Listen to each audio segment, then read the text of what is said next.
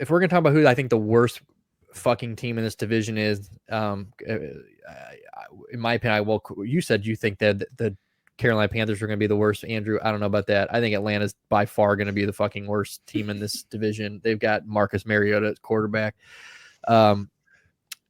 This team is going to look so different for the first time in, I don't know how long, 10 years. Enjoy the rebuild. Here it comes. I mean, this is this is what happens when you go all in for a guy like, Deshaun Watson. This is what happens to, teams that go after you. This is the downside to that when you don't get a guy that you kind of sell out for, and kind of burn a bridge with a guy that's been there for 10 plus years, and Matt Ryan, who has, spent his whole career there. And now Matt Ryan is gone. He's in Indy. We talked about it last week. They bring in fucking future Hall of Famer Marcus Mariota to run the show. Excuse me. And they draft, clearly I'm kidding. And they draft Desmond Ridder, who, this was a very weak quarterback class for me. Kenny Pickett, everybody thinks Kenny Pickett's the man, and he's looking like he's never played football in his life. He looks like the QB3 on a shit team. So. Yeah, he sure does. But this, they've still got some offensive players. Kyle Pitts quietly had one of the best rookie tight end seasons in the history of the NFL. The guy is a savage. The guy can run routes. He's just like the new age of tight end. He can kind of do it all. Drake London's got a lot of hype behind him. Good draft pick, rookie this year. And then, of course, Cordell Patterson, who Pepper and I had him in fantasy last year in one of our leagues. The guy is just, he came out of nowhere. Cordell Patterson was kind of a joke to a lot of people. And then he just decides he wants to be like this dual threat of all dual threats in the NFL. And he has a career year. So and it just kind of proves what Arthur Smith, who's the new head coach, he was there last year, but he's always done that with his running backs and his offense, is just like make them the centerpiece of the offense. And it's like, who would have thought that Cordell Patterson of all people could take a role? Shit. And what's like, say what you will. Obviously, the Falcons had a rough year last year, but like he was a shining star in a sea of shit. Like he played his ass off. He tried. He was out there putting up good stats, and like Nick said, like he was definitely undervalued in fantasy last year. He was definitely one of those guys that everybody was like, where the fuck did he come from? Because he had always been like a special teamer with the Chicago Bears, and he wasn't really like any kind of centerpiece, but he's a cool story. I hate the Falcons, but he's was definitely like one of the better parts. And they also have that new running back that they drafted, Tyler Algier, who Cordell Patterson, he's a decent running back, but he's also good pass catching. So you might see more Damian Williams this year.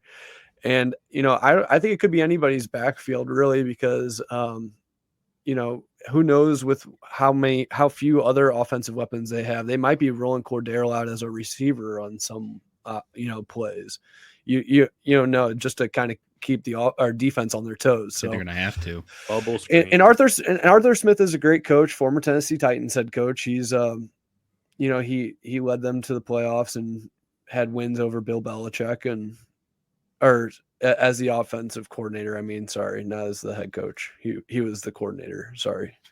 But he's a really good coach. And I think it's crazy. They gave him the keys to the city or the keys to the franchise, and he's kind of getting the chance to run with it. So this is year 2. Now we got Marcus back in the fold. And what do we think about Marcus? Like last year in Oakland in brief stints, he looked like a way better player than when he was ever like behind the helm at Tennessee. So did you guys ever see Marcus last year play at all? Yeah, we saw him, but I thought it was just Marcus Mariota, where in Tennessee, he had flashes of brilliance, and he's a smart quarterback. But he's serviceable. He doesn't have to be the world beater. He doesn't have to be the guy. He needs to be a guy. Well, they're giving him the role of the guy, so he has to kind of be the guy, right? Don't you think? They're waiting for or is he kind of just keeping the seat warm and hoping that Desmond Ridder kind of pops? Because which I think he will. Are you guys big Desmond Ridder guys? I like Desmond Ridder. Okay. I think the Malik Willis to me is the only quarterback that I think he's got the most promise. out of any quarterback. I liked what Ritter did at Cincy. So yeah, I mean, I believe in him. I think he could be a quarterback in a couple of years, a starting quarterback in a couple of years, and getting to sit behind a veteran like Marcus Mariota. He won a playoff game. He knows how to win. I want to know who Felipe Franks is. No idea. It's a great name, dude. That guy is. That's sick. So I have heard. Well, I was gonna say I have heard some rumors that Tyler Algier might be getting the starting role at running back here and moving Patterson out to kind of like that wide receiver slot guy, which I think heard is perfect. That too. Me too. Because Damian Williams is was added he's listed as the number 2, but like I feel like he's more depth, and I feel like 100%. That once we really get through preseason and we get the ball rolling here, I do think Tyler Algier will be. I don't know if you guys have seen some Drake London camp highlights, but if you haven't, you need to go and YouTube that. You really should. The man is what they drafted. It looks good. Yeah, it looks really good. And on tape, really, wide receiver cores, I mean, it's not great. Brian Edwards is definitely has not panned out in his career thus far. But on Tate's a nice backup. Yeah, you were a Brian Edwards guy a year or two ago. Yeah, we don't talk about that. I remember that. You're like, bro, he's gonna be something. And it was so great, dude. He had the greatest position. Like literally, it was all set up for him. All he had to do was make a decent route and catch the ball. He couldn't do either. He couldn't do it. But now he's catching from Mariota, and I give Marcus Mariota a lot of probably unneeded grief. But he is a serviceable quarterback. I think he's going to be fine. Atlanta's going to be the bottom of the division. I like to make spicy picks with Panthers, but this is going to be the bottom of the division. I personally think they're going to surprise people. I think they will. Last year they were 7-8 or 7-10. I think they'll improve the record this year. Oh, you're out of your fucking mind. He's so optimistic. Baby. Let's go. Let's go, dude. No way. We need to find a way to bet. Like this is the guy who told us last week the Jaguars were going 500. Yeah, Mr. Optimism. That's right. I forgot about that. You've still got the hot take of the fucking century, which I have brought up multiple times. Yeah, dude. I'm like Jeffrey Simmons being a better player currently than Aaron Donald. I haven't. I checked out the stats afterwards, and they didn't add up. Yeah, Aaron's probably in the closet right now. I didn't. I thought it was closer. I thought it was closer. It turns out I just went to a lot of Titans game last year, and I was very drunk at every one of those games. Dude, and Simmons is good, right? Like we're not saying he's not good. He's a very talented player. And I get it, but it was just something that rolled off the tongue, and it sounded nice, and you guys got a great reaction. No, dude, I looked into the stats. It wasn't even close like last year. Dude, all week I'm like, bro. It was close if you counted Aaron Donald's left hand. If you only counted his left hand, it was pretty close. Yeah, Aaron Donald is like literally top 10 players maybe of all time, like ever to play football. Probably. He's that good. Is my hot take going to be that the Falcons finished the season better than the Panthers? No, you just better than their record last year. That's what you said. Yeah, you said they're proven. I would say 7? 8 wins. 8 wins. Is that what they have last year? Did they even have 7 wins? See, I'm thinking he's going, dude. I give him 5 wins tops. Yeah, let's talk about the defense and then we can get into the schedule. And they actually just tried to trade their guy on defense, Deion Jones, and they couldn't trade him. I saw. I don't know what that is, guys. He's hurt. Is he hurt? Yeah, that's what happens when you steal him right from out from right underneath me in Dynasty. It is what it is. Let's click the tab, Andrew. Are we there? Yeah. Where are we at? No, there. Oh, Deion Jones. What's he out with? Shoulder. Yeah, shoulder. Ouch.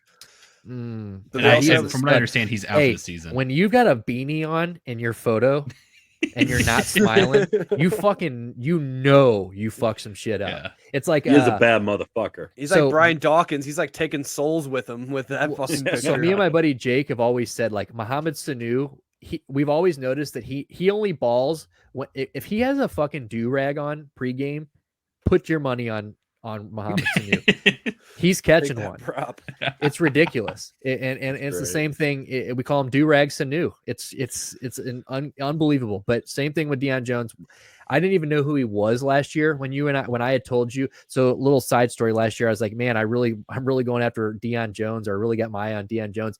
Andrew apparently forgot we had that conversation, and a day and a half later, he picks up Deion Jones because I was like, I'm not putting in a waiver for him because I don't think anybody else is going for him. And then he's the only person that puts $1 on it. I'm like, dude, you're a piece of shit. Damn right. But I didn't even know who he was. But I clicked on him. And I'm like, oh, Beanie, fucking add to cart. And he performed he performed it for Andrew all year last year. Kai's a stud. Nice. Yeah. I mean, I was happy for you after I got over it. Yeah, Rashaan Evans is a really good other linebacker as well, former Titan. So he's played under a similar system, I'm sure, of what they're going to try to implement. AJ but other than that, one of the best corners in the league today, right there. You're still I really like AJ Terrell. You're still running with the young ho as your kicker, so that's pretty cool. The God. At least we get to see him on until Cade York. Until Cade York takes over. Cade York is about to be the Evan McPherson of this year. So everybody watch out. Everybody talked all that shit about drafting a kicker, or the Bengals drafting a kicker, and now the Browns said, let's go do it. And the kid hasn't missed in camp yet, so it is what it is. That's fact. But Young Ho is the man. Fucking love the guy. I remember I've been riding with him since he was a Charger, and he got cut by the Chargers back in the day because he kept missing kicks. And then all of a sudden he like makes this resurgence, and now he's like one of the best kickers in the league because he killed it last year, right? Yeah. Not mistaken. He was like the bright spot for them besides Cordell Patterson. Really, on paper, this is another defense that isn't as bad as I thought going in.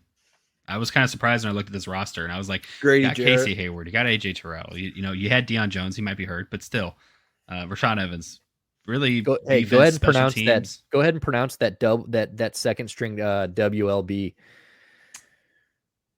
No. Okay. He goes. Adetokumbo. Deji. Oh, that was no. I looked at it. Yeah, no. Dude, the biggest thing. Smoke Monday. Falcons let their Pro Bowl long snapper walk. Who? It was Josh Harris. Josh Harris. He's a snapping dude. Fucking love Josh. How do you get rid of Josh? He signed a fat long snapper contract with the Chargers. Like, how do you grade that though? Does that change your hot take, Stuart? They lost Josh. I mean, they lost Josh. I like their Madden overall went down 5 points when Josh left. Yeah, you sure they're going to go 500 without Josh? I like long. Yeah, let's look at the league. Or the schedule. Okay, okay. So divisional matchup right off the bat, which we are all going to be in agreement here. This is going to be a shellacking, correct? We got our cheapest ticket at $23 versus the Carolina Panthers. Holy shit! That might be their first winnable game. To be honest, so with you. Stuart, you missed it when we went through the. I think you were gone when we went through the Panthers. All the Panthers games were cheap as shit, and then Week 1 was $113 a ticket. Like the Browns game was by far the most expensive one. Oh, I bet. All them Baker Bros, dude. Prime time, dude. But yeah, so the divisional matchup to start. I mean, the Saints right off the bat, we're gonna see Jamie Winston, big old Jimbo, Winston, crab leg Winston come out and fucking just. I mean, I think he's going to have a year, which we'll get into here in a minute. But I think that this is a bad start for the Atlanta Falcons. I think they go. I mean, obviously 0-2, probably Seattle. Maybe beat Seattle. You're losing to Cleveland. You're losing to Big Beefy. Okay. Yeah. If you don't beat Seattle, you're not winning. You don't have a chance to win until Week 8. In my opinion. And straight. You're absolutely right. Dude, I'm laughing my ass off. Yeah. Like you literally might be 0-8. And sincerely, like it could be the bye week, and they might be 0-13. There have been multiple people trying to hype Drew Lock. Like they're like, bro, Drew Lock's been putting on a clinic. I'm like, stop. All right, calm down. Stop. Everybody knows this is a Geno podcast anyway. So yeah, seriously, this is five winnable games before the bye week. What? Okay, Mr. Optimistic over here. Yeah, for sure. Okay. So you're gonna say Seattle, the Bull, and 2 Carolinas. What are the other ones? I say surprise win Week 1. Oh, yes. Okay. Surprise win. New Orleans will be fine, but surprise upset Week 1. Dude, did Marcus Mariota play for New Orleans for a second? No. Am I just fucking imagining things? He may. Was he a backup for like a quick second? He may have been practice squatted or something. Okay. Yeah, I might be wrong, but okay, Stuart, keep going. Keep going. Seattle. Oh, okay. I can agree with you on that one. I don't. Yeah. I do think they're going to beat Seattle. I'll give you that. They're going to beat Carolina twice. They're going to beat Baker twice. Carolina. Whoever the fuck starts in Carolina. Fucking PJ Walker. PJ. Fucking PJ. And then Walker. I don't know. One of those, either Washington or Chicago, one of those is winnable. Okay. Yeah. Washington, Chicago. Okay. I would probably say Washington. I think Chicago. I mean, their offense is still atrocious, and they're Washington's defense is beastly. So I'll say maybe Chicago. At least they finally have a head coach out there in Chicago. I did read that N'Keal Harry was standing in the wide open in the back of the end zone today, and what's his face missed him. Yeah, Justin Fields just completely missed him. So sick. And no, Mariota did not play for them. Yeah, just I was getting ready to say that too. Imagining shit.